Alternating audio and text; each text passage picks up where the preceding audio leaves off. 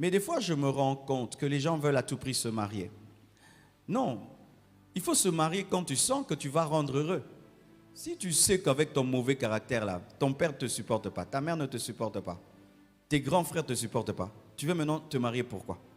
Ton mari ne va pas te supporter, tu es un malheur. Tu es un malheur ambulant. Ne te marie pas. Tu aimes un malheur.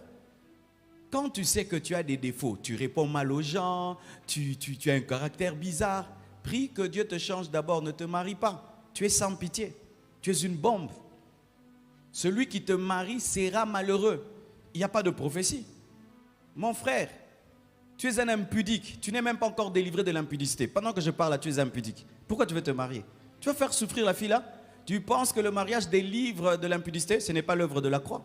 Si l'œuvre de la croix ne te délivre pas de l'impudicité, le mariage ne va pas te délivrer. C'est pourquoi je dis toujours aux célibataires, si la soumission te rébute, c'est-à-dire tu n'en veux pas, n'entre pas dans le mariage. Si te soumettre à un homme, c'est quelque chose que tu trouves dégoûtant, déshonorant, humiliant, ne te marie pas. Faire un monstre. Et si aussi, homme, tu sens que tu es incapable de te contenter d'une femme toute ta vie, 40 ans, 50 ans, 60 ans, d'une seule femme, ne te marie pas. Ceux qui ne savent pas, toutes les bonnes femmes au ciel seront récompensées. Et toutes les femmes qui ont supporté des maris bizarres auront une plus grande récompense. Car si tu peux supporter un bon mari, c'est normal. Mais quand tu supportes un mari bizarre, il a tout pour que tu le quittes. Tout pour que tu sois infidèle. Tout pour que tu sois insoumise. Mais malgré ça, tu te soumets. Maman, au ciel, tu auras une grande récompense. Plus que cette femme-là qui a eu un bon mari facile à aimer. Et aussi tout homme, tu as une femme bizarre. Elle a tout même pour que tu divorces et que tu la trompes. Elle a tout pour que tu t'en sépares. Mais tu l'aimes, tu la chéris. Je te dis au dernier jour, Dieu t'accordera une grande récompense d'avoir supporté une femme insupportable. Porte ta croix jusqu'au bout. Une grande récompense t'attend. Et si toi tu n'as pas de croix, aie compassion de ceux qui en ont. Amen.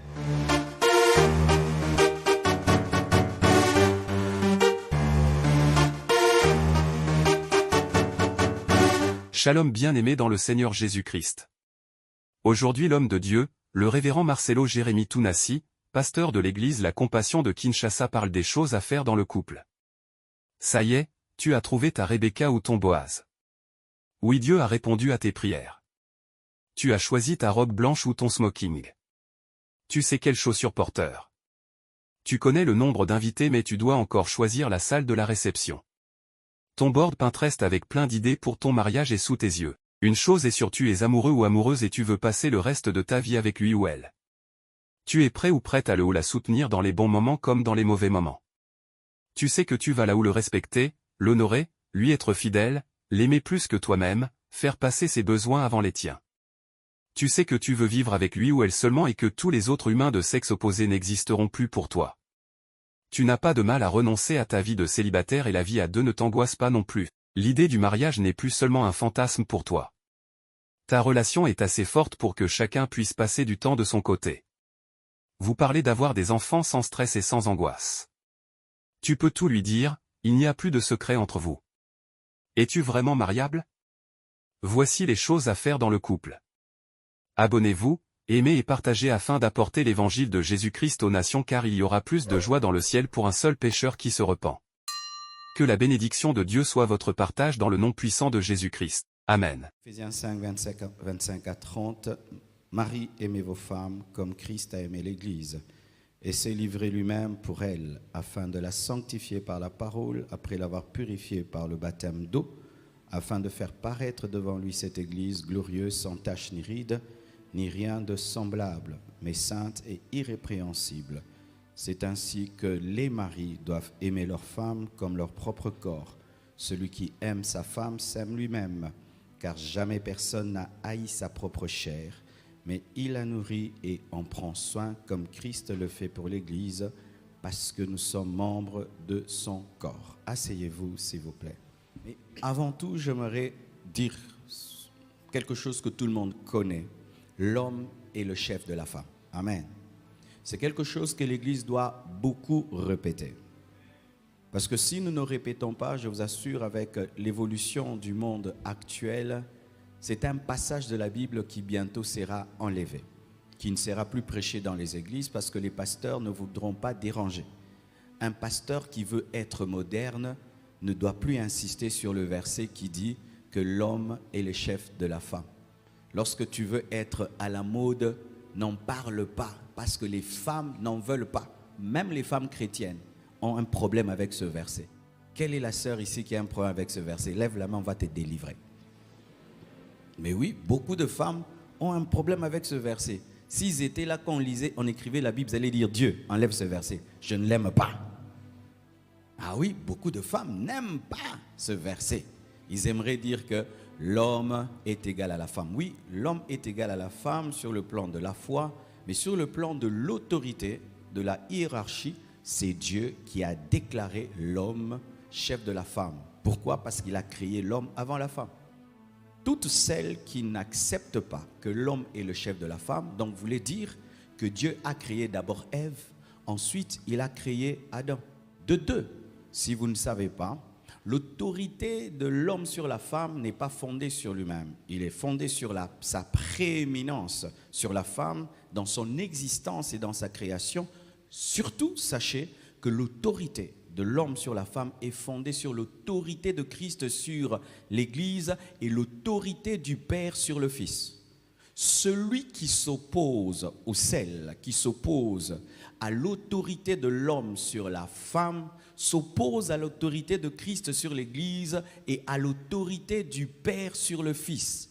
Et c'est terrible, mes frères et sœurs. Donc c'est toucher à quelque chose de doctrinal.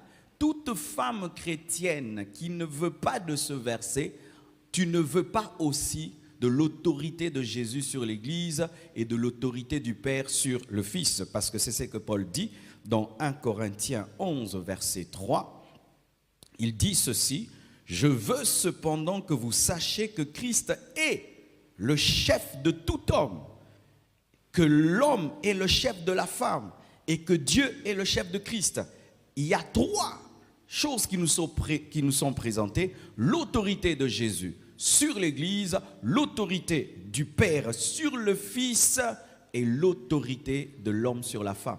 Tu ne peux pas enlever une partie et garder l'autre. Lorsque tu enlèves l'autorité de l'homme sur toi, tu as enlevé également l'autorité de Christ sur toi et l'autorité du Père sur Christ. La Bible n'est pas ta parole. La Bible n'est pas la culture des hommes. La Bible ne subit pas l'évolution, moi j'appelle ça la dégradation de la culture actuelle. Que tu sois blanc, que tu sois noir, que tu sois américain, la Bible, c'est la Bible. Aujourd'hui, de plus en plus, quand vous regardez les films, on nous présente des femmes insoumises. Quand vous suivez l'Internet, on présente des femmes insoumises. Une femme insoumise, c'est ça la femme moderne. Non, c'est la malédiction. C'est la malédiction, qu'on ne vous trompe pas. Ça fait beau, ça fait genre. Moi, je ne respecte pas un homme. Moi, l'homme ne peut pas. C'est beau, mais au dernier jour, femme, tu rendras compte à Dieu de ton insoumission à ton mari. Maman, tu rendras compte au dernier jour de ton insoumission à ton mari. Dieu ne va pas seulement nous demander de compte sur l'adultère, la fidélité, même aussi sur la soumission. Car Jésus, après qu'il ait reçu le nom qui est élevé au-dessus de tout autre nom, s'est soumis au Père pour respecter la hiérarchie. Dieu n'est pas fou quand il dit que l'homme est le chef de la femme. Quand tu viens corriger ça, malgré tes diplômes et tout le reste, tu as corrigé la parole. Et beaucoup de femmes sont en train de corriger la Bible dans leur maison. Et tu peux aussi dire ça de ta bouche, mais dans la réalité, tu es insoumise. Beaucoup de femmes sont insoumises, mais elles sont les premières à donner des conseils de soumission aux autres. Et pour que tu connaisses la soumission d'une femme, va demander à son mari. Ne dis jamais, maman, que tu es soumise. C'est ton mari qui est le chef de la femme. Mais il compare maintenant l'amour de Christ à l'amour que l'homme doit avoir. Ainsi encore, un homme qui n'aime pas sa femme renie l'amour de Christ pour l'Église et renie l'amour du Père pour le Fils. Lorsque tu veux comprendre l'amour que tu dois avoir pour ta femme, tu dois regarder comment Jésus t'aime, comment Jésus a aimé le monde et comment le Père aime le Fils. C'est ainsi que tu dois aimer ta femme. Tout homme qui s'aigrit de sa femme, qui est fatigué de sa femme, qui trompe sa femme, qui bat sa femme, qui rend malheureuse sa femme, est un homme qui est en train de cracher sur l'œuvre de la croix, qui est en train de cracher sur l'œuvre qu'il a sauvée, qui est en train de cracher sur l'image qu'il doit manifester de Christ. Car le monde n'a pas vu cet amour. C'est irréel pour les païens que Dieu puisse aimer les hommes et mourir pour eux. C'est au travers de ton couple que le monde le verra. Et être un chrétien, être un mauvais mari, c'est une insulte au christianisme, une insulte à l'évangile. Tu ne peux pas être chrétien et rendre une femme malheureuse. C'est comme si Jésus rend malheureuse l'Église. Tu ne peux pas être un chrétien et être un mari infidèle. C'est comme si Jésus-Christ est mondain. C'est ça, frères et sœurs. Homme, dans ta maison, tu dois incarner Jésus. Pas seulement dans son autorité, mais aussi dans son amour. Et lorsque tu ne fais que réclamer l'autorité et tu oublies l'amour, ce n'est pas Christ dans sa totalité. Christ n'est pas seulement le lion autoritaire, il est aussi l'agneau qui se donne. Tu dois manifester le lion et tu dois manifester l'agneau. Dommage que beaucoup d'hommes ne sont accrochés qu'à l'autorité et au respect qu'on leur doit, mais ne savent même pas aimer. Ils ne savent pas aimer. Ils ne savent qu'exercer l'autorité dans la maison. Ils ne savent pas aimer. Apprenez à aimer, on saura vous obéir. Car la première chose que Christ a faite, il n'a pas manifesté le lion, il a manifesté l'agneau. Et lorsque tu es un homme, tu veux amener ta femme à la soumission, ce n'est pas en manifestant le lion que tu amèneras ta femme à la soumission, c'est en manifestant l'agneau que ta femme reconnaîtra le lion. Nous avons été sauvés par l'agneau et nous sommes soumis au lion.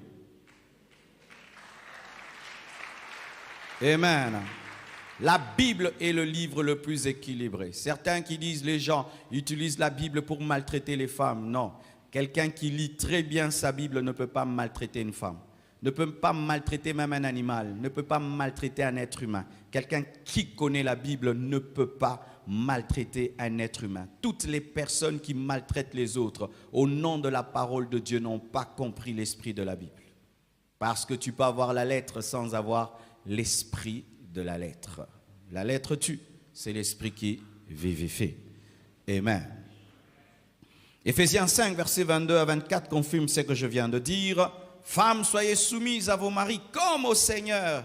Lorsque une femme se soumet à son mari, elle ne se soumet pas à son mari, elle se soumet au Seigneur. Et là, c'est une motivation, maman. Lorsque tu as un mari bizarre et tu as envie vraiment de te rebeller à lui, arrête de voir ton mari, vois Jésus. Et soumets-toi à Jésus qui est en lui. Alléluia. Et Dieu t'accordera une grande récompense. Ceux qui ne savent pas, toutes les bonnes femmes au ciel seront récompensées. Et toutes les femmes qui ont supporté des maris bizarres auront une plus grande récompense. Car si tu peux supporter un bon mari, c'est normal.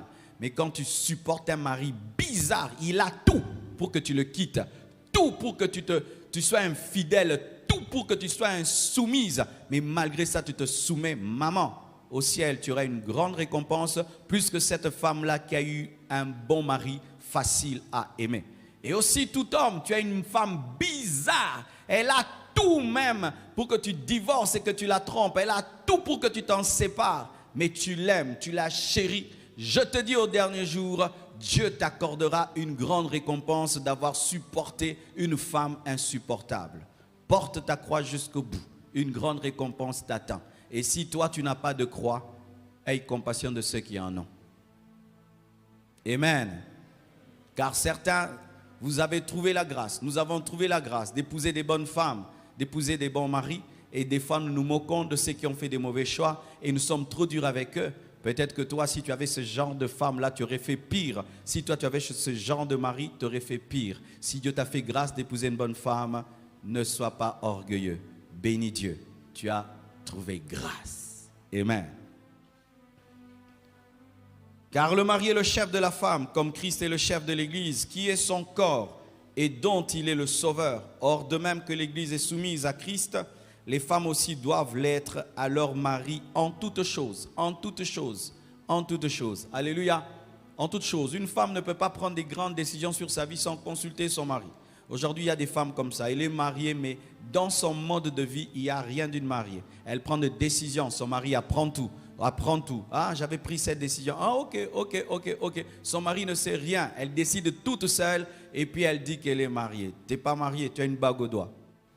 Tu as une bague au doigt. Tu n'as pas l'esprit du mariage. En toutes choses, dans les petites et dans les grandes. Moi, je dis toujours aux célibataires, si la soumission te rébute, c'est-à-dire tu n'en veux pas, n'entre pas dans le mariage. Si te soumettre à un homme, c'est quelque chose que tu trouves dégoûtant, déshonorant, humiliant, ne te marie pas. Ne te marie pas. Vous allez faire un monstre. Et si aussi, homme, tu sens que tu es incapable de te contenter d'une femme toute ta vie, 40 ans, 50 ans, 60 ans, d'une seule femme, ne te marie pas. Que Dieu t'accorde le don de célibat. Now, in Jesus' name.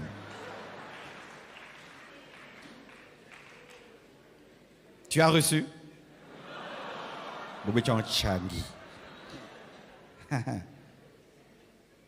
Mais oui, je peux parler? Il y a une chose qui m'étonne souvent. N'est-ce pas que lorsque nous préparons une nourriture et nous trouvons qu'elle est incomestible, elle est brûlée, elle est abîmée, elle n'est pas bonne, on ne l'offre pas, n'est-ce pas? Nous voyons des mamans dire « Ah non, ça ne mangez pas, la nourriture là a raté, elle est pourrie, tout. » Et puis on cette nourriture. Mais des fois, je me rends compte que les gens veulent à tout prix se marier. Non, il faut se marier quand tu sens que tu vas rendre heureux. Si tu sais qu'avec ton mauvais caractère là, ton père ne te supporte pas, ta mère ne te supporte pas, tes grands frères ne te supportent pas, tu veux maintenant te marier pourquoi? Ton mari ne va pas te supporter, tu es un malheur. Tu es un malheur ambulant. Ne te marie pas. Tu aimes un malheur. Quand tu sais que tu as des défauts, tu réponds mal aux gens, tu as un caractère bizarre, prie que Dieu te change d'abord, ne te marie pas. Tu es sans pitié, tu es une bombe. Celui qui te marie sera malheureux. Il n'y a pas de prophétie. Mon frère, tu es un impudique, tu n'es même pas encore délivré de l'impudicité. Pendant que je parle là, tu es impudique. Pourquoi tu veux te marier? Tu vas faire souffrir la fille là? Tu penses que le mariage délivre de l'impudicité? Ce n'est pas l'œuvre de la croix. Si l'œuvre de la croix ne te délivre pas de l'impudicité, le mariage ne va pas te délivrer. Oh, je brûle, je me marie. Non. Jésus doit te délivrer d'abord. Chers frères, chères sœurs, vous qui êtes des porcs-piques, vous qui êtes des personnes insupportables, avec des caractères bizarres, et vous-même vous le savez, ne vous mariez pas. Attendez que Dieu vous change d'abord. Ensuite, mariez-vous. Parce que vous serez un malheur et une souffrance pour la personne qui va vous marier. C'est pourquoi je demande souvent aux chrétiens d'avoir de l'amour. Toi, tu t'es retrouvé dans le mariage, l'autre s'est retrouvé. Oui, toi, tu as un mauvais caractère, l'autre a un bon caractère. Toi, tu es heureux. Et lui maintenant? Et lui? Tous les jours, il doit prier, Seigneur, aide-moi à supporter encore, à supporter encore, à supporter encore. Donc, tu veux faire maintenant l'autre une vie d'intercession au lieu qu'il mène une vie d'adoration. Ne vous mariez pas, attendez changer. Je vous dis la vérité, c'est très sérieux. Et si vous ne me prenez pas au sérieux et vous mettez en avant de porter des bagues et de venir ici sans accepter que la parole et le Saint-Esprit vous changent, vous aurez des mariages malheureux. Car ce qui fait un mariage, c'est le caractère. C'est le caractère. Quand vous trompez, ce n'est pas l'argent, ce n'est pas la sexualité. Vous pouvez avoir une très bonne sexualité, après vous vous chamaillez. Vous vous chamaillez. Il y a des gens qui pensent que si la sexualité est parfaite, on serait heureux. Vous pouvez finir là et vous vous battez. Et vous vous battez. Alors faites très attention. Est-ce que tu es mariable, épousable? Si tu ne l'es pas, si un homme vient et dit, je vais t'épouser, dis, prie que Dieu me change. Onyo quoi ma papa. Est-ce que bon est bien? Nzamba fongolio miso. Naza dragon. En français. Mon frère, est-ce que tu as prié? Tu as prié, tu as prié. Je suis une dragonne. Ephésiens 5, verset 25 à 5, 25 dit, Marie, aimez vos femmes comme Christ a aimé l'Église. Première chose, il faut aimer. Il faut aimer. Voici le premier rôle que Dieu te donne dans le couple, c'est d'aimer. Et il y a 3 sortes d'amour. Il y a l'amour éros, il y a l'amour philéo et l'amour agapao. L'amour éros n'est pas un amour parfait. L'amour éros est important dans le mariage parce que c'est l'amour érotique, c'est l'amour qui attire les corps.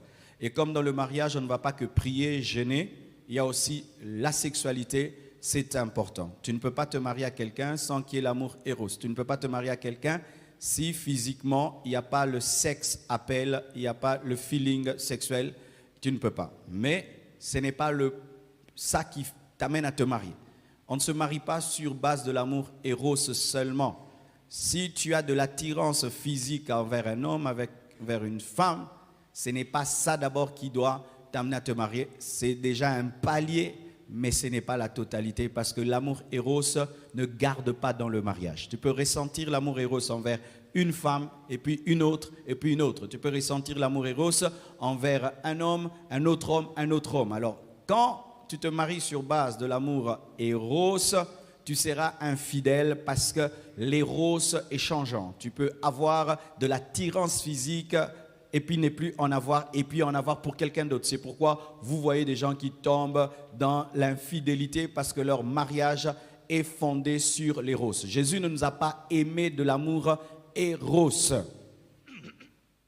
Deuxièmement, il y a l'amour philéo. C'est un niveau plus élevé. C'est un amour qui relie les amis.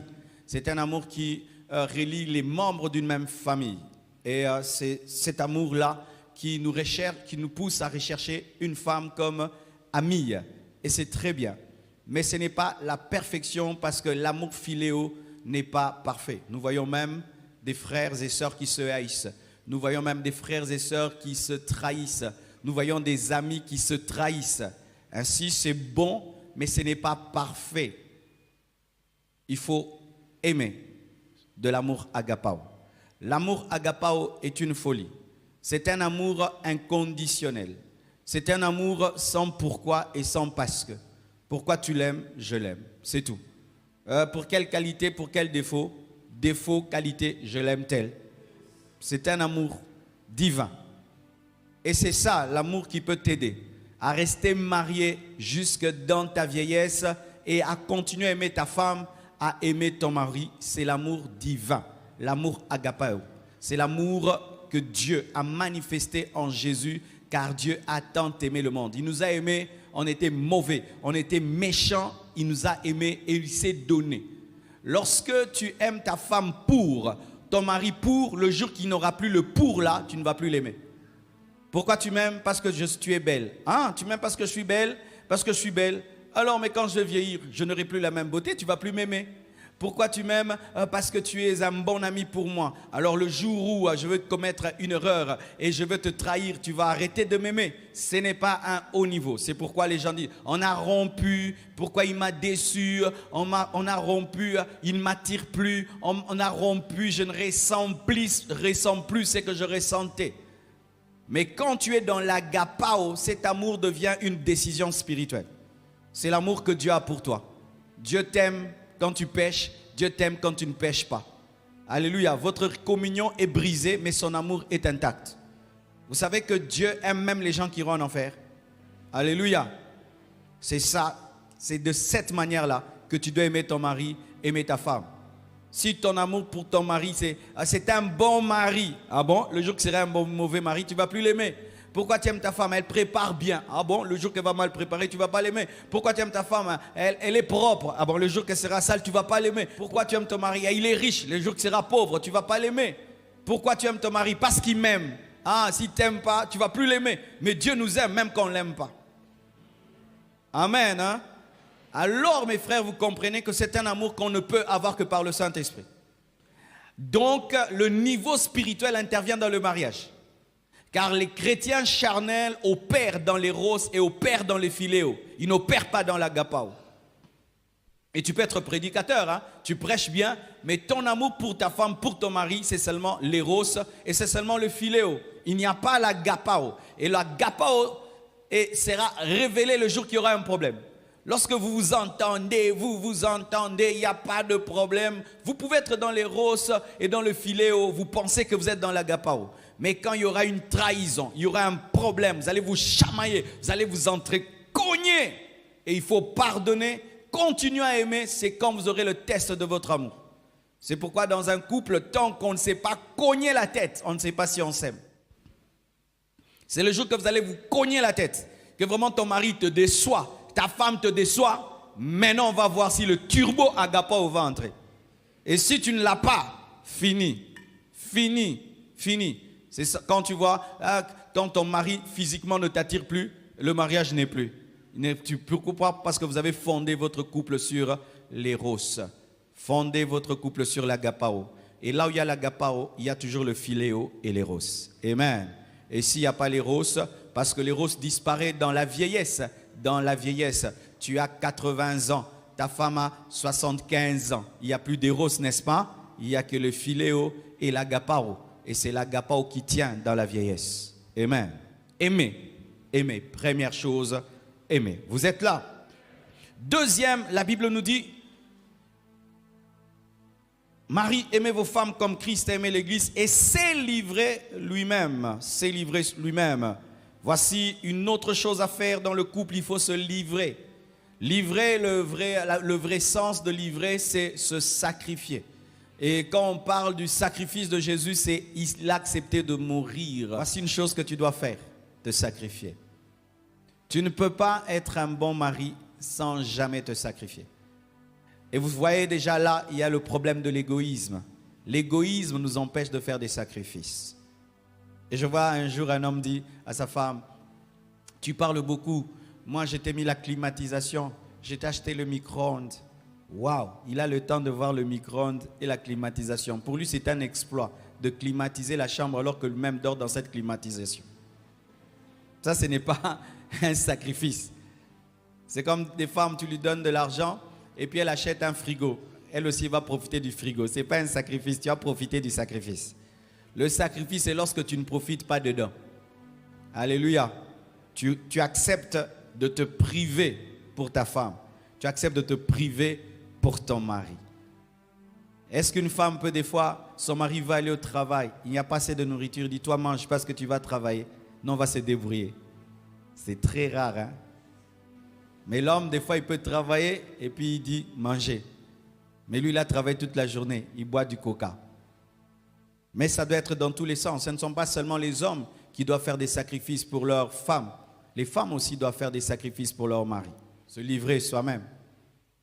Et j'ai connu des femmes qui, pendant un temps, le mari ne travaille pas. C'est elle qui se sacrifie. Son mari a des diplômes, il ne sait pas vendre des petites choses, vendre du pain, des choses.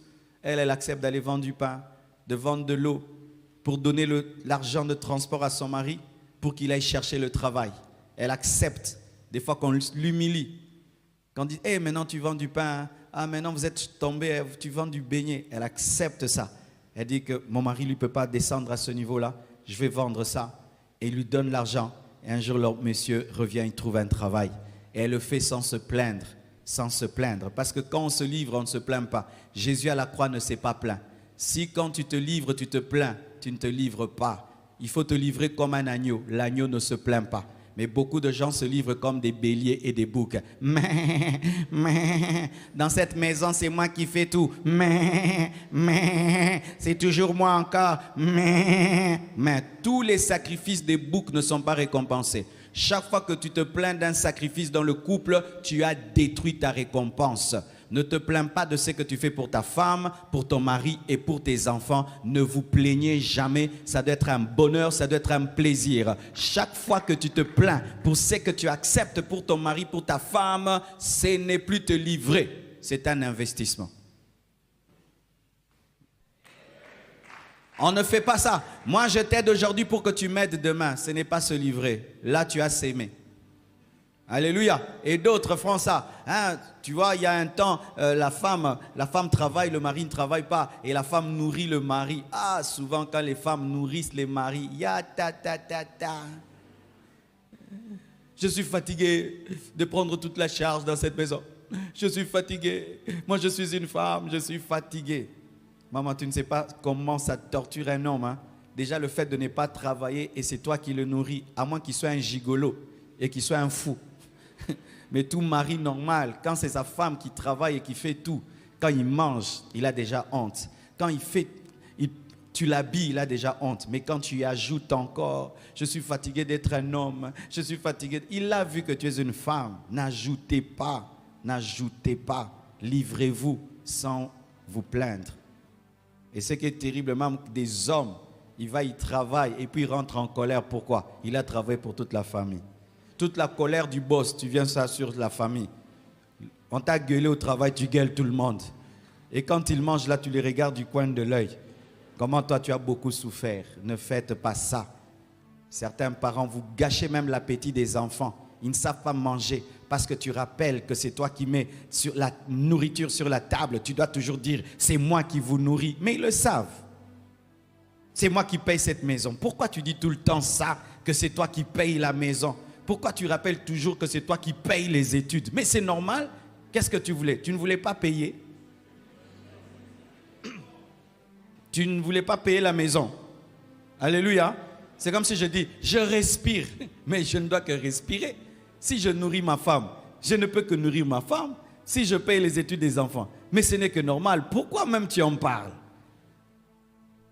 Quand tu parles de choses qui sont naturelles, tu perds l'autorité, papa. Papa, quand tu insistes sur des choses qui sont naturelles, tu perds ton autorité. Si tu es un lion, tu dois avoir une crinière. Et si tu es un père, tu dois avoir des responsabilités et tu dois les assumer avec joie. Avec joie. Alléluia. Avec joie. Se livrer, se sacrifier avec plaisir, financièrement, physiquement, émotionnellement. Te sacrifier, te réveiller à 4 heures du matin pour bosser dur et ramener le pain sur la table avec joie. Alléluia. Avec joie. Parce que lorsque l'autre est en position de faiblesse et tu parles trop de tes sacrifices, lorsque Dieu va le visiter, si la chair intervient en lui, il va se venger et lui aussi va te rappeler. Amen.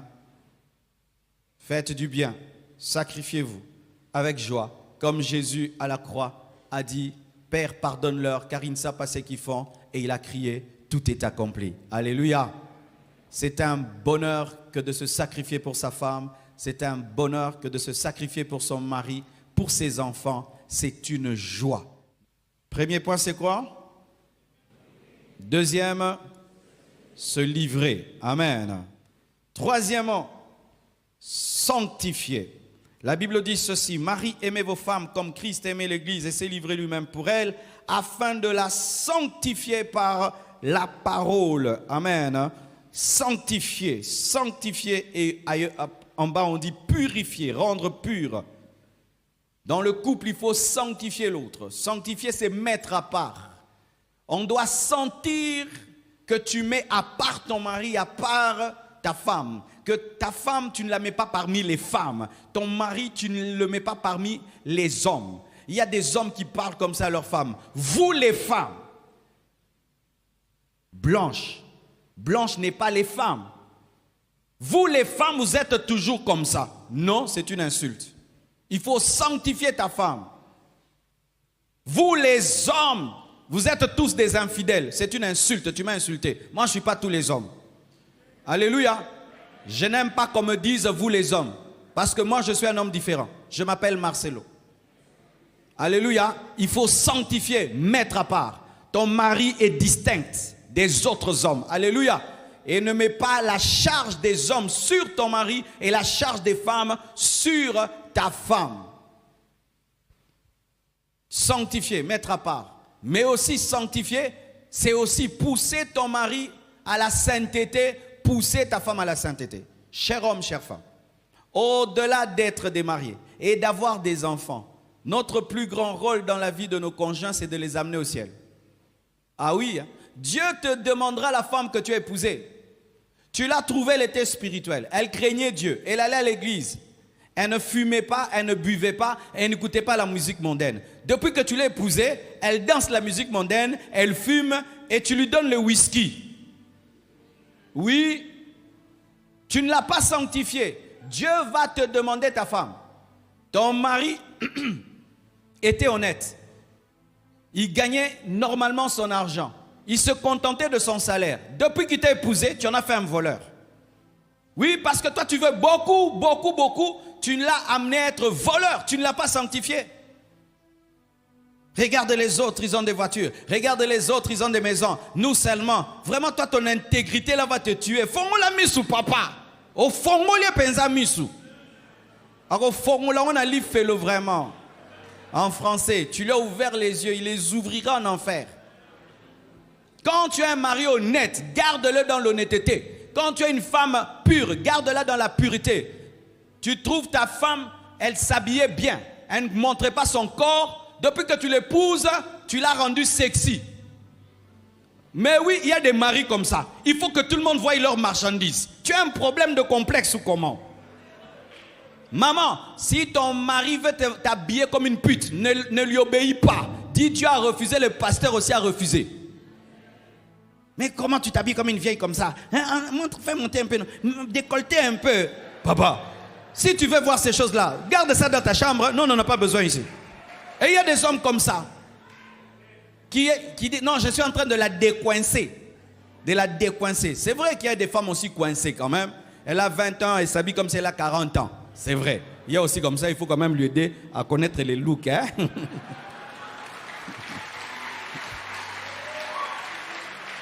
Ah oui, il y a aussi des femmes comme ça qui ont ces problèmes-là.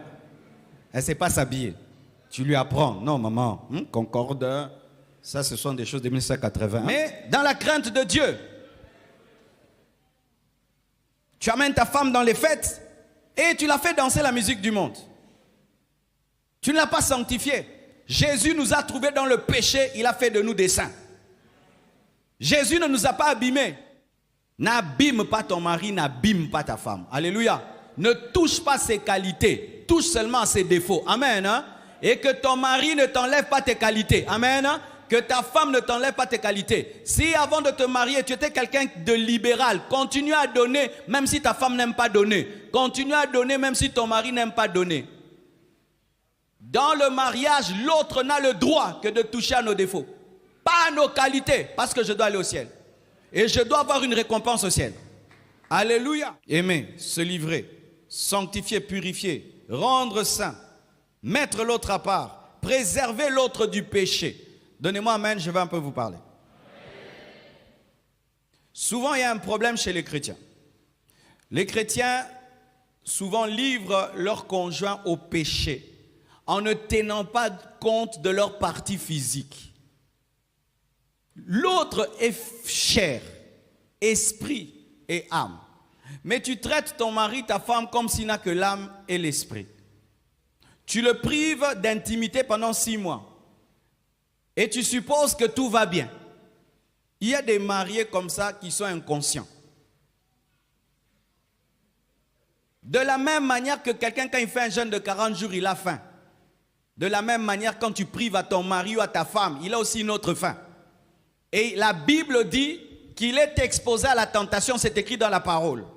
Maintenant, il y a des hommes qui ne font jamais le bilan de la dernière fois où ils ont touché leur femme et des femmes qui ne font jamais le bilan de la dernière fois où elles se sont données à leur mari. Vous vivez seulement alors qu'il y a un problème. Ça ressemble à ces gens qui ont un sérieux problème mais qui l'ignorent.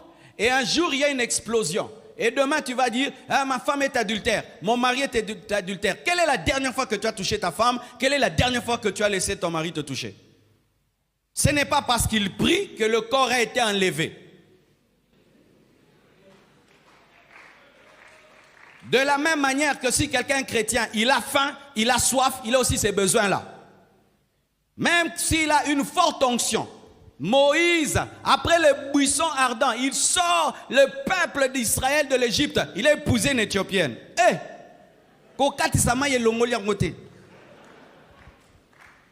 En français, la traversée de la mer Rouge n'a pas enlevé le désir sexuel chez Moïse.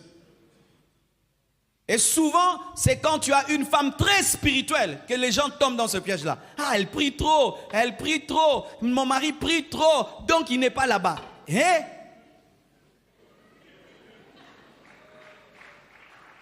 Et maintenant, au lieu de le sanctifier, tu l'exposes au péché. Des hommes qui voyagent 1 année, ils laissent leur femme comme ça. 6 mois, Ils laissent leur femme comme ça. Et ils attendent quand ils vont venir, ils trouvent une femme qui est devenue nonne. Autant vous dites dans vos têtes, est-ce que vous avez mangé le matin? Est-ce que vous avez mangé à midi? Est-ce que vous avez mangé le soir? Il faut aussi dire, est-ce que cette semaine, est-ce que ce mois-ci, est-ce que ce trimestre, certains même cette année-ci? Vraiment. Et maintenant, certains, ils tombent dans le piège parce que les chrétiens, dans ce domaine-là, ils ont tellement honte, surtout les femmes, elles ne peuvent pas mettre ça sur la table de peur que le mari dise que tu es impudique. Non, maman, tu n'es pas impudique, c'est ton droit. Amen. Et ton mari a la dette. Quand quelqu'un te doit, tu dois réclamer le paiement de la dette. La Bible dit que le mari rende, que chacun rende à l'autre ce qu'il lui doit. Donc la satisfaction sexuelle dans le mariage est une dette. Et certains ont des dettes de 10 000 $, de 20 000 $, d'autres d'1 million de dollars. Il faut payer vos dettes. Et tu sais, quand quelqu'un t'a dette, tu es très en colère. C'est pourquoi ta femme est très colérique. Elle te répond mal tout le temps, tout le temps. Toi, tu penses qu'elle est attaquée par des démons. Non, vous avez une réponse, ma bézobi, ma bimère. Ah oui, mon frère, toi, tu pries beaucoup quand tu es célibataire et tu te maries. Et toi, tu t'en occupes pas. Tu es tout le temps la montagne, tout le temps la montagne. Tu n'as pas épousé la montagne, hein? Dites équilibre. Sanctifier. Sanctifier, ceci n'est pas salir l'autre par le péché. Tu sais, lorsque tu es marié, tu commets le péché ailleurs. Et puis tu viens dans la maison, tu salis l'autre. La Bible dit que le lit conjugal doit être exempt de toute souillure. Tous les péchés que les mariés commettent, ils ramènent sur leur lit. Et tu salis l'autre. L'autre se consacre, l'autre se purifie, mais toi tu fais des bêtises et tu amènes dans le lit conjugal et tu souilles le lit. Tu souilles le lit et tu ouvres des portes à des combats spirituels. Tu couches avec une sorcière et puis tu viens, tu couches avec ta femme. Et ta femme commence à rêver des choses. Mais j'ai vu une femme là qui me poursuit, c'est quoi? Oh rien, oh rien, oh rien. Mais toi, c'est ce que tu cherches. Tout ce qu'un homme marié ou une femme mariée fait vient dans son lit conjugal. Tout ce qu'un homme marié fait, une femme mariée fait, vient dans ses enfants. Quand vous voulez vous livrer au mal et au péché, pensez à vos enfants. Pensez à vos femmes. Pensez à vos maris. Quatrièmement, la Bible dit ceci.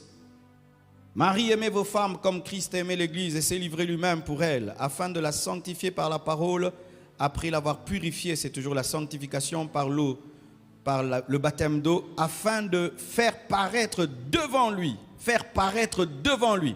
c'est-à-dire Jésus-Christ sanctifie l'Église par la parole, par le Saint-Esprit, pour qu'au dernier jour, il va enlever l'Église dans la gloire, et lui sera déjà dans la gloire. Il a reçu le nom qui est élevé au-dessus de tout autre nom, et il fait paraître cette Église devant lui. Ça veut dire ceci, que même dans la gloire, Jésus voudra un face-à-face avec l'Église. Voici un autre rôle que tu dois jouer. Tu dois toujours chercher un face-à-face avec ta femme, un face-à-face avec ton mari. Ne fouillez pas le face-à-face. Et aujourd'hui, l'ennemi du face-à-face, c'est le téléphone.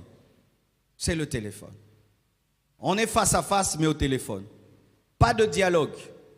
Et tu ne peux même pas savoir que maintenant ta femme a un bouton. Parce que tu ne la regardes plus. Tu ne sais même pas comment elle s'est habillée pour corriger. Tu ne sais même pas comment ton mari est sorti avec un bouton qui est enlevé, une cravate sale, un col sale. Il va au travail, tout le monde remarque qu'il a un col sale. Pourquoi vous ne vous regardez plus? Jésus va enlever l'Église pour qu'elle soit face à lui, la faire paraître devant lui. Alléluia. Combien de temps tu passes avec ta femme en train de causer? Combien de temps vous passez en train d'être vraiment intime, où vous ne parlez pas que des banalités, des conversations réelles? Quelle est la dernière fois que tu as fixé ta femme, que tu as fixé ton mari? Il y a des mariés qui ne se regardent plus dans les yeux, C'est parmi les signes que le couple va mal. Quand un mariage va mal, on ne se fixe plus. On a des regards fouillants. Des fois, une fois, je suis allé dans un restaurant et j'ai vu des gens mariés l'un face à l'autre. Quand le mari regarde comme ça, la femme regarde comme ça. Ils sont mariés, mais ils n'arrivent plus à percer le regard de l'un de l'autre. Pourquoi? Parce que le regard révèle l'âme. Et ils ont peur que l'autre puisse voir que je ne t'aime plus. Tu me mets en colère. Je suis là malgré moi. Alors on regarde comme ça. Parce que si on se fixe, tu vas voir dans les yeux. Est-ce que vous vous regardez encore? Et de deux, quand vous dormez ensemble, vous vous donnez les dos ou vous vous regardez? Des mariés qui dorment en se donnant le dos. Toujours le dos. Le dos.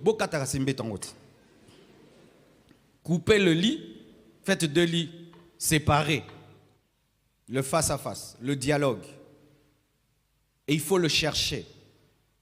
Dans le couple, l'homme doit rechercher l'intimité. La femme doit rechercher l'intimité. Chercher le face à face. C'est Jésus qui ressuscite l'Église pour la faire paraître devant lui.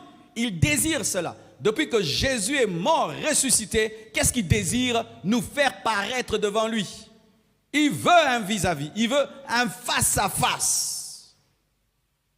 Quand il y a la fuite du face à face, il y a un problème. Il y a une maladie dans le couple. Et il faut régler à temps. Asseyez-vous et parlez-vous sincèrement.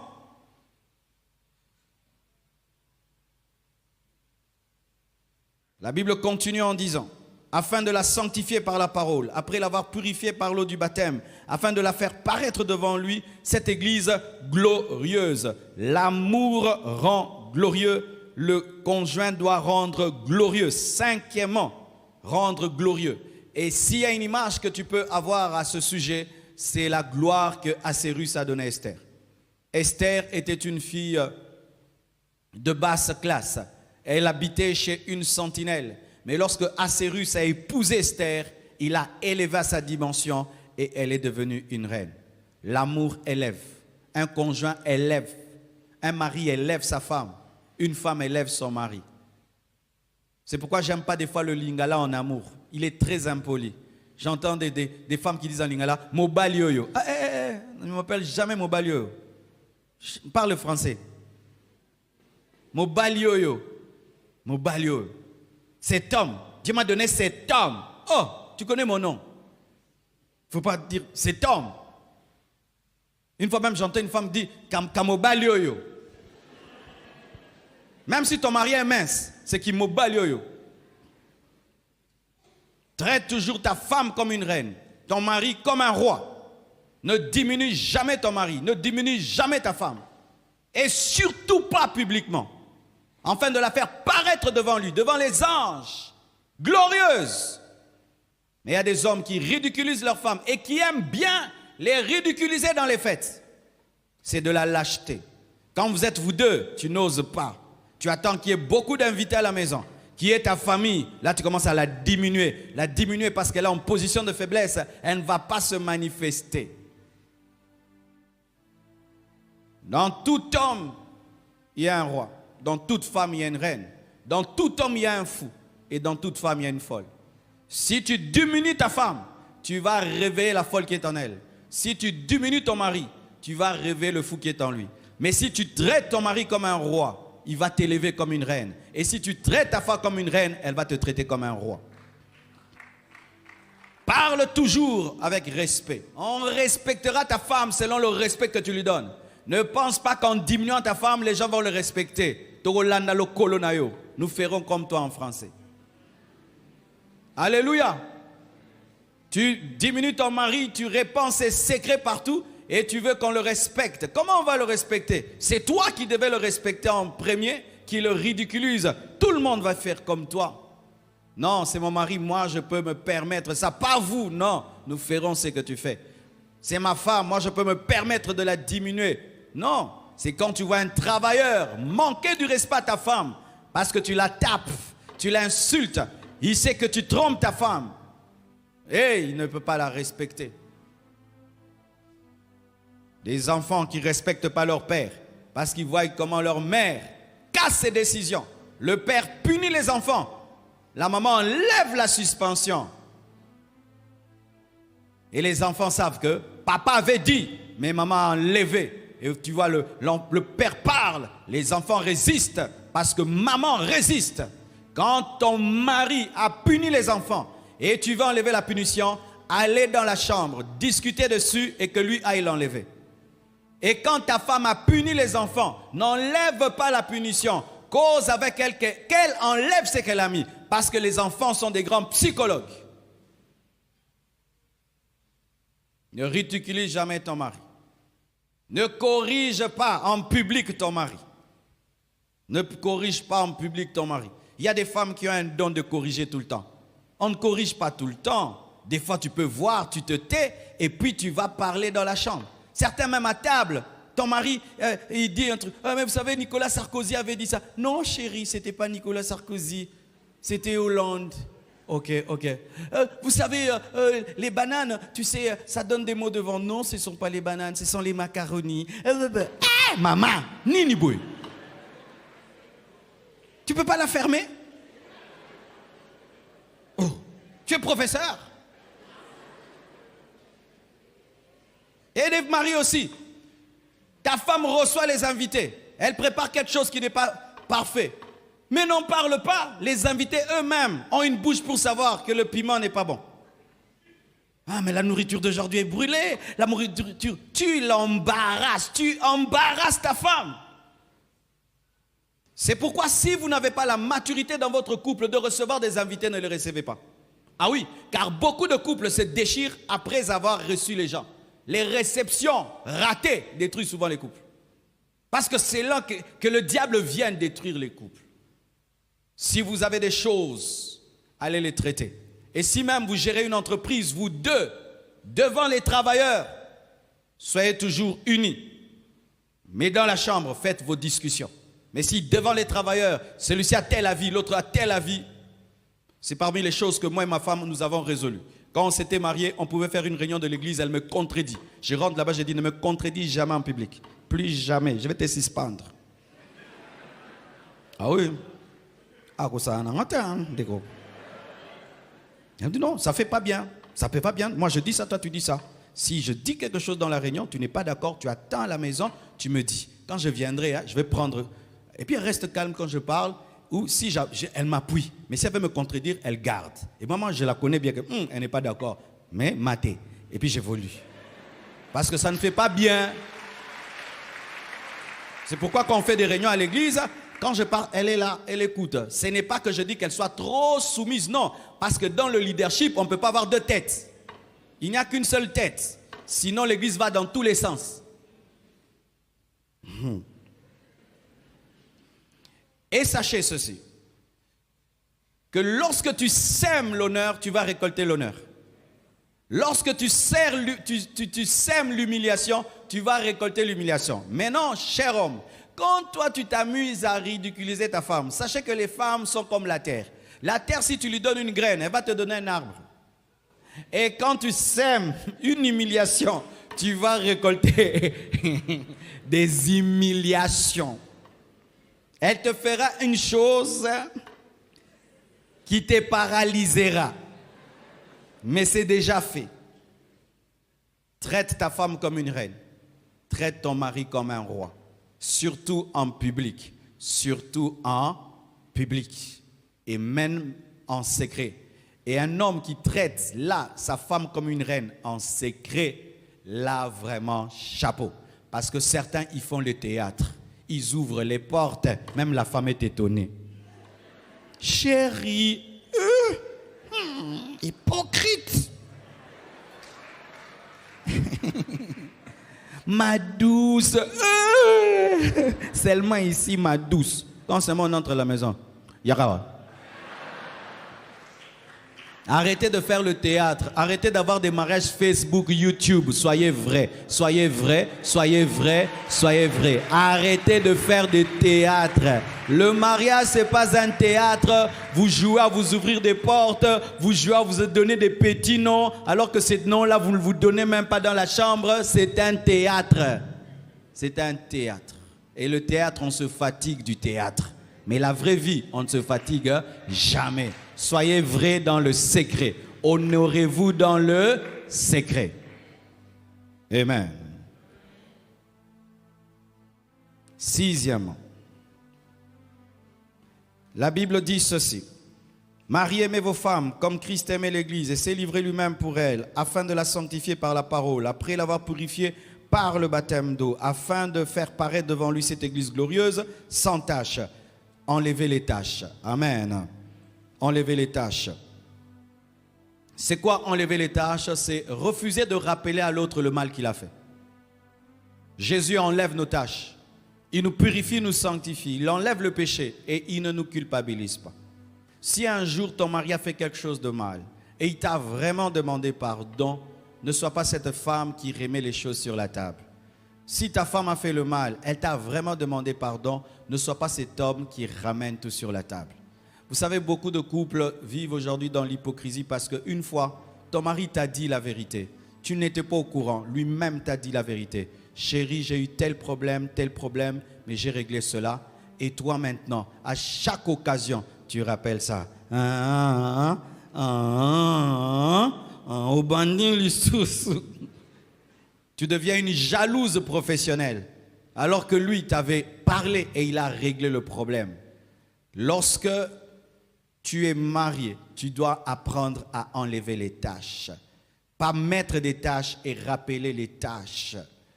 Parce que dans la vie, on commet plusieurs sortes d'erreurs.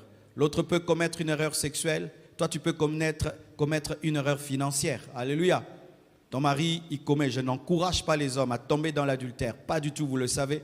Ton mari peut tomber. Un jour, il vient te dire, chérie, je suis tombé. Mais vraiment, ça m'a culpabilisé. J'ai décidé d'arrêter. Et toi, tu brandis ça tout le temps. Mais un jour, il peut te confier de l'argent. Et puis, tu fais une affaire. Elle s'écroule. Vous tombez dans la pauvreté. Maintenant, lui aussi commence à te rappeler. Tu vois, nous sommes dans la pauvreté à cause de toi. Celui qui rappelle les fautes, on lui rappellera aussi les fautes. Car ce que tu sèmes, c'est ce que tu vas récolter. Alléluia. Enlevez les tâches. Enlevez les tâches. Ne chargez pas. Ne sois pas un conjoint qui charge la conscience de l'autre de culpabilité. Qui ramène toujours à la surface les anciens problèmes, qui a une mémoire d'éléphant.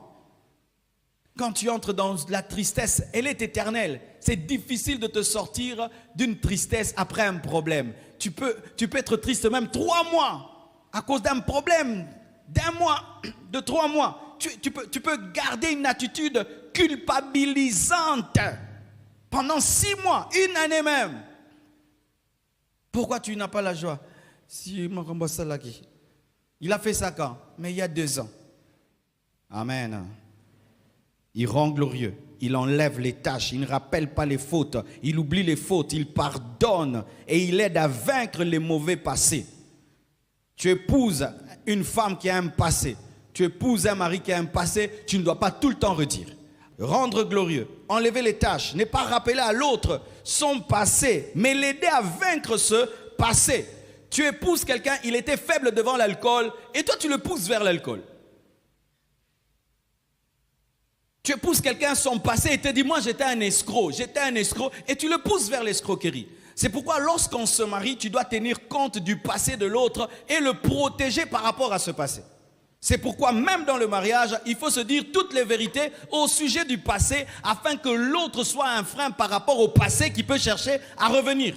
Alléluia. C'est important, c'est important. 7e, il faut enlever les rides. Amen. Un conjoint doit enlever les rides de l'autre. Et c'est quoi enlever les rides? C'est donner le bonheur. Amen. Si ta femme était très belle quand tu l'as épousée, à peine 2 ans de mariage, elle a perdu sa beauté sans prophétie. Tu es un mauvais mari. Alléluia. Un homme qui se marie doit embellir. Une femme qui se marie doit embellir. Parce que tu l'as fait rire, tu lui donnes la joie, tu lui donnes le bonheur. Et c'est un honneur pour un homme de rendre une femme heureuse, de rendre un homme heureux pour une femme. Il faut enlever les rides, il faut rendre beau. Alléluia. Où tu dis vraiment, heureusement, tu vois, tu m'as rendu beau. Tu trouves une femme qui avait une beauté cachée et tu la révèles. Amen. Tu avais un homme qui avait une beauté cachée, mais tu révèles cela par ta manière de l'entretenir, par ta manière de le conseiller. Et tout d'un coup, on se rend compte, waouh, mais cette femme était belle, cet homme était beau. Mais pas que les parents puissent regretter. Ils t'ont donné leur fille, très très belle. Quand ils la regardent, ils ont envie de te l'arracher. C'est pourquoi, cher frère, si tu n'as pas l'argent, ne te marie pas. Obeb sa poso. Tu vas abîmer la peau. Amen. Le mariage sans argent rend poète. Cherchez d'abord le travail avant de vous marier. Dieu a donné à Adam le jardin avant de lui donner Ève. Aujourd'hui, les frères, au nom de la foi, sont en train de maltraiter les femmes. Est-ce que je peux un peu parler? Ma soeur, faites attention. Il y a des frères escrocs qui savent utiliser la foi et l'église pour se marier à des filles qui ne pouvaient pas épouser dans le monde. Toi, dans le monde, frère, tu pouvais t'approcher de cette fille-là. Tu pouvais t'approcher de cette famille-là. Maintenant, tu profites comme c'est l'église. Tu profites comme c'est l'église maintenant de sauter les coudées et d'aller prendre une fille d'une bonne famille pour l'amener dans un désert que Dieu n'a pas prévu. Ma soeur, toi qui es d'une bonne famille, un frère vient t'épouser. Frère, ma soeur, réfléchis bien. Parce que toi, tu n'es pas habitué à ne pas manger pendant 2 jours. Lui va t'amener à ça. Son estomac est habitué. Lui va te faire dormir par terre. Ses côtes sont habituées. Je parle à moi.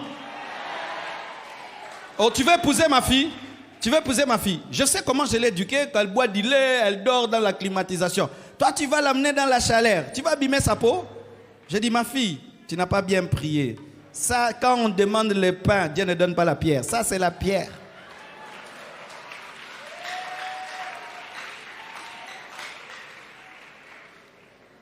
Ah, c'est ça les parents chrétiens. Vous sacrifiez vos enfants, hein? Vous sacrifiez vos enfants, chers parents chrétiens, parce que vous avez des fausses culpabilités. Vous parlez du mariage d'Isaac et de Rebecca. Lisez bien. Isaac avait des chameaux. Isaac a présenté les chameaux. Hein? Quand on a donné Rebecca à Isaac, on savait qu'elle n'allait pas souffrir. Je ne peux pas te donner ma fille pour qu'elle souffre. Jamais. Même si je suis prédicateur de la foi. Jamais. Jamais. Ma fille, je te la donne. Je ne suis pas sûr qu'elle va manger. Frère, jamais. Jamais. Je ne suis pas sûr que tu vas payer la maison. Moi, je vais te donner ma fille. Quand elle va tomber malade, vous allez venir chez moi, que je paye les soins médicaux. Ou tu épouses ma fille, moi, je dois te trouver le travail. Et je dois vous héberger. Vraiment, mes soeurs. Quelqu'un t'épouse, il est hébergé chez vous. Un aventurier de frère. Vraiment, tu n'as pas honte, hein, frère? Toi, tu épouses une fille, tu vas habiter dans la belle famille. Oh non, viens à Pala Boït. Aventurier. Même si j'ai 1000 maisons, vous n'allez habiter aucune de mes maisons. Tu dois prendre la responsabilité. Ah, je te dis la vérité, hein? Vous êtes en train de détruire la vie de vos enfants. Cette fille de riche, elle souffre au nom de Jésus. Ah oui, hein? Ah oui, frère. Ce n'est pas bien ce que vous faites, hein? Vous utilisez l'humilité des sœurs pour les amener dans des souffrances. Si tu es kamikaze, épouse une kamikaze aussi, qui a déjà l'estomac des kamikazes et les côtes des kamikazes, et sa famille va comprendre parce que déjà ils vivent en kamikaze. Et comme ça, vous montez ensemble, hein, jusqu'à devenir grand. Je vous dis la vérité, je suis très sérieux quand je dis ça. Les païens l'ont compris. Hein. Les païens ont compris ça. Parce que toi, tu es à l'aise. Toi, tu es à l'aise, mon frère. Toi, tu vis dans la souffrance. Mais la fille, là, maintenant, elle n'a pas vécu dans la souffrance. Tu l'amènes dans une vie de foi où on ne sait pas si on va manger, si on va payer. Elle n'a pas vécu comme ça. Et toi, tu as plein de joie. Hein? Parce que toi, tu as gagné une belle fille bien éduquée. Mais elle, maintenant, elle va trouver la joie où? Elle va trouver la joie où? Sa maman ne peut pas venir la visiter sur les Kichikwa là. Ses amis ne peuvent pas, vont se moquer d'elle. Mais toi, tu es heureux parce que tu as épousé une fille de bonne famille. Qui a gagné? C'est toi. Mais elle, est-ce qu'elle a gagné? Et tu la nourris d'espérance quand Dieu bénira. Que Dieu te bénisse avant d'abord. Et je ne dis pas que tu deviennes millionnaire, mais que tu aies le minimum. Le minimum. Le minimum. C'est pourquoi la compassion, tu veux te marier, tu dois nous montrer la maison. À la compassion, on ne se marie pas, on n'a pas de maison. À la compassion, on ne se marie pas, on n'a pas de travail. Et si tu as un ministère, ce ministère doit te faire vivre. Parce que celui qui prêche l'évangile vit de l'évangile. Mais si ton évangile ne te fait pas vivre, attends que le ministère monte. Ah oui, hein? Tu as l'intercession de la compassion, Dieu t'élèvera, tu te maries. Tu fais que quoi? Tu intercèdes. Et Dieu t'utilisera. Et puis vous mariez dans de telles conditions. C'est parce qu'on ne vient pas vous visiter pour voir cette fille qui pleure. Vous savez que des fois tu peux être en train de dormir comme ça, ta femme est en train de pleurer. Et puis elle sèche les larmes, elle ne te dit rien. Chers parents, ce n'est pas parce que tu es chrétien que tu vas livrer tes enfants. Non, non, non, non, non. Et ce n'est pas parce que je suis pasteur que je dois accepter toutes sortes de mariages qui souvent sont des manipulations des frères qui savent bien parler, qui savent endoctriner les filles, qui envoûtent les filles au nom de l'église, qui t'envoûtent. Tu ne réfléchis plus. Tu vas te réveiller, tu es déjà marié. Trop tard. Tu resteras là-bas.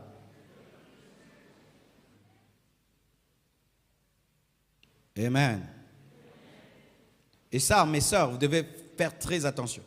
Tu peux avoir un écart d'âge avec ton mari de 5 ans. Mais s'il y a la souffrance, tu vas paraître être sa grande sœur. Hein? Et si vous avez le même âge, vraiment tu seras sa mémé. Parce que la souffrance, quand elle frappe une femme, alors l'âge encore est accentué. Mais si c'est un frère résistant, il a déjà souffert. Lui, il restera jeune. Il est habitué à la manne du désert. Il a le corps du désert.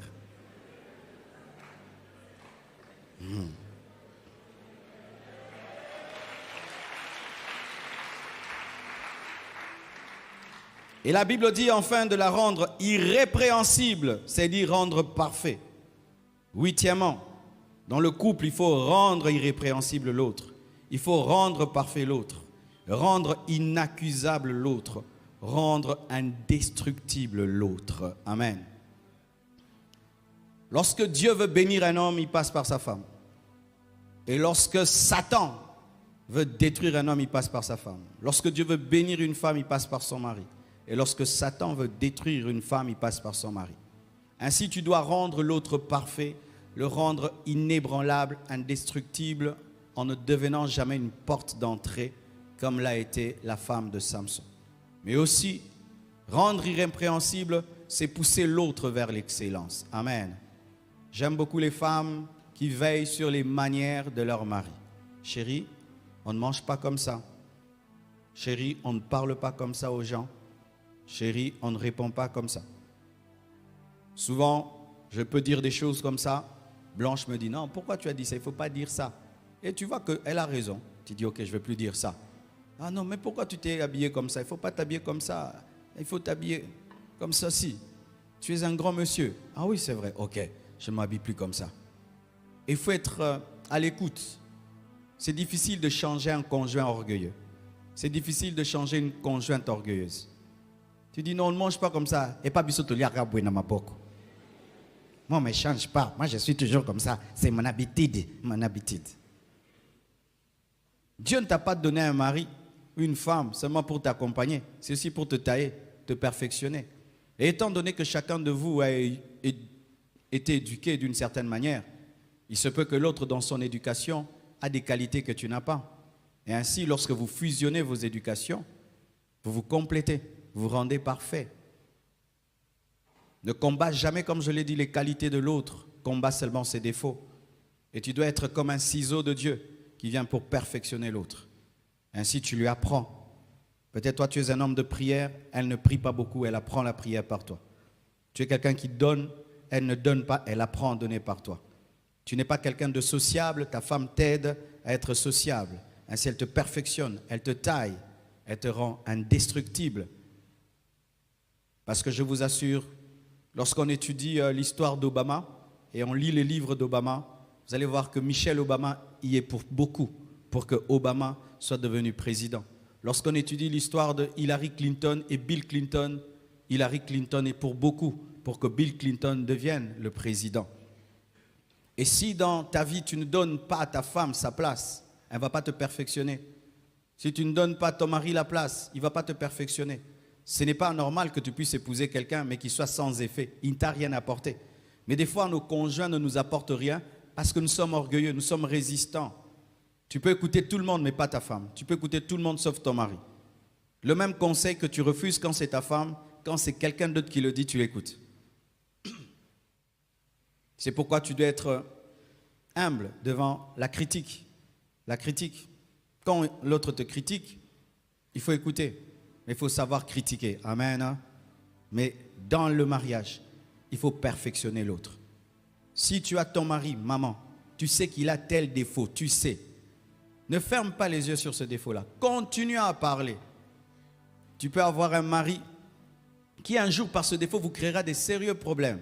Il va finir en prison et puis les enfants seront détruits. Tu ne lui parles pas. Chérie, arrête de rentrer à 23h. Tu rentres 23h ivre. Arrête, arrête. Il y a un homme comme ça. Il n'écoutait pas sa femme. Il rentrait toujours tard. Il est tombé dans l'eau. Hein. Il est mort. On est allé dans son deuil. Hein. Mort, ivre. Et sa femme me dit, pasteur, il aimait boire. Il aimait boire. Il n'entendait pas. Ta femme te dit tous les jours, arrête l'ivrognerie. Elle te dit, tu as des mauvais amis. Tu as des mauvais amis. Tes amis ne t'aiment pas. Tu as un problème de discernement. Tu appelles tout le monde ami. Et puis un jour, on t'empoisonne. Mais ta femme te disait toujours. Ton mari t'a toujours dit, arrête, toi tu ne gardes pas les secrets des gens. Toi tu n'écoutes pas. On te dit un secret, tu dis. Un jour, tu as un problème sérieux. Tu as divulgué un sérieux. Ma femme, tu parles beaucoup. Mon mari, tu parles trop. Tu parles trop. Ah non, je suis comme ça, je suis comme ça. Ça te crée des problèmes. Alléluia. Alléluia. Tu peux avoir de l'intelligence, mais ta femme a la sagesse. Amen. Hein? Elle a la sagesse. Toi, tu es très intelligent. Tu as des diplômes, mais tu n'as pas la sagesse de la vie. Mais elle a la sagesse de la vie. Tu peux être une fille très, très belle, mais tu n'as pas de discipline. Ton mari peut te dire, non, tu dois être comme ceci. Il faut écouter. Et tu dois voir ce travail de perfectionner ton mari, ta femme. Mais où? Dans la chambre. Amen. Hein? Dans la chambre. Ou non, non, non, ça, tu fais souvent ça, ce n'est pas bien. Tu dis toujours ça, ce n'est pas bien. Il y a cette attitude-là que tu as toujours, il faut réparer ça. Et sache ceci, ne t'habitue jamais aux plaintes de ton mari et aux plaintes de ta femme, à moins qu'il soit fou et qu'elle soit folle. Si tu as un mari bien pensant, une femme bien pensante, qui te reproche toujours quelque chose, tu sais que ta femme n'est pas folle, ton mari n'est pas fou. Prends le temps d'y réfléchir. C'est Dieu qui te parle au travers de ta femme, qui te parle au travers de ton mari. Parce que des fois, vous écoutez beaucoup les pasteurs, mais vous n'écoutez pas vos femmes et vos maris. Si le pasteur le dit du haut de la chair, amen. Non, des fois je ne le dirai pas. C'est ton mari qui le dira, c'est ta femme qui le dira. Car si vous ne savez pas, ton mari c'est le prophète de Dieu dans ta vie, ta femme c'est la prophétesse de Dieu dans ta vie. Il y a des choses que mon père spirituel m'a jamais dit, que ma femme m'a dit. Amen. Hein? Perfectionner l'autre, le rendre inébranlable, le rendre excellent. Amen. Et si vous êtes de deux familles différentes, mais ta femme a grandi dans une famille classe, ta femme a grandi dans une famille bien éduquée, ou ton mari a grandi dans une famille bien éduquée, il faut laisser ton mari communiquer cette éducation aux enfants. Amen. Imagine, toi, tu as grandi dans une famille, on mange quand on veut. À 10h, 14h, 20h. On mange avec un pain dans la main et le sucré en se promenant. C'est comme ça que vous avez grandi. Tu sors quand tu veux, tu rentres quand tu veux, le papa ouvre la porte. Oh yeah. Oui, c'est comme ça que toi tu as grandi. On ne fête pas les anniversaires, on ne se dit pas je t'aime, on oublie même les anniversaires. C'est comme ça que tu as grandi. Amen, hein? On ne fait pas des compliments aux enfants, on éduque les enfants en les insultant, en les tapant. C'est comme ça que tu as grandi. Maintenant, ta femme, elle a grandi, on fête les anniversaires. On mange à 6h, on mange à 12h le soir, on fête ceci, on suit cela, les détails. L'éducation, ce n'est pas toi, c'est lui. Toi, tu n'as pas. Si toi, tu éduques tes enfants, ils vont avoir tes tares. Il faut maintenant laisser ta femme les éduquer. Maintenant, toi, tu appuies cette éducation jusqu'à ce que tu voles cette éducation. Elle devient aussi ton éducation. Mais souvent, les hommes disent, c'est moi l'homme, je dois éduquer. Quelle éducation? T'as pas eu? L'enfant a 0 sur 10. Zoba! Pourquoi? Parce que ton papa te disait, Zaba. Ta fille te dit, papa, je suis amoureuse. Impudique, impudique. Oh Seigneur. Mais non, viens, tu es amoureuse? Oui. Pourquoi? Ah, c'est pas encore l'âge. Mais ça peut être ton ami, mais c'est pas le moment. Tu sais que moi et ta maman, c'est. Ah, ok. Mais toi, oh Jésus, agenouille-toi, donnez l'huile d'olive. Je brise les liens, les esprits des mères, des sirènes. Il n'y a pas de sirènes. L'enfant grandit. Chez vous, vous ne vous serriez jamais dans les bras. Toi et tes enfants, c'est toujours petit. Mais toi, ta femme, on l'a serrée dans les bras. Laisse-la serrer les enfants dans les bras et commence à serrer les enfants comme elle. Mais si vous deux, vous avez des bonnes éducations, concentrez ça. Mais souvent, il y a toujours des différences. Et celui qui a reçu la meilleure éducation, c'est celui qui doit être leader dans ce domaine. Perfectionnez-vous. Pour terminer, je vous ai vu il y a longtemps. Dernier point. La Bible dit ceci, dans Éphésiens 5, verset 20. « Car jamais personne n'a haï sa propre chair, mais il la nourrit et en prend soin, comme Christ le fait pour l'Église. » Christ prend soin de l'Église. Amen. Prendre soin de l'autre, c'est le 9e rôle qu'il faut jouer dans le couple. Prendre soin sexuellement, les vêtements, la nourriture, le matériel. Prendre soin de l'autre. Respecter même le sommeil de l'autre. Dans les couples, l'une des choses qui révèle la prise en charge de l'autre, c'est le respect du sommeil de l'autre. Vous savez, dans le couple, quand on est très habitué, on ne respecte plus le sommeil de l'autre. Ta femme travaille toute la journée. Elle prend soin des enfants du matin au soir et puis elle a le sommeil, ce rare sommeil. Mais toi, tu viens, tu la réveilles comme ça, tu le sors dedans. Pourquoi? Où sont mes chaussettes? Tu ne peux pas chercher tes chaussettes et comprendre que là, elle dort, elle a besoin de se reposer.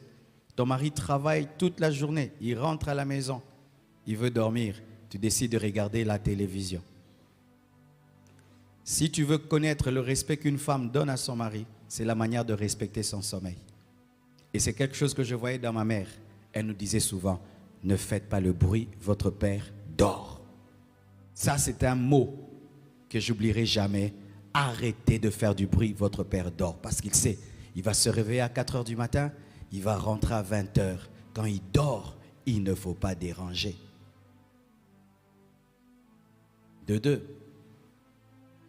Ça, c'est une expérience que je viens de connaître et ça m'a beaucoup enseigné, prendre soin.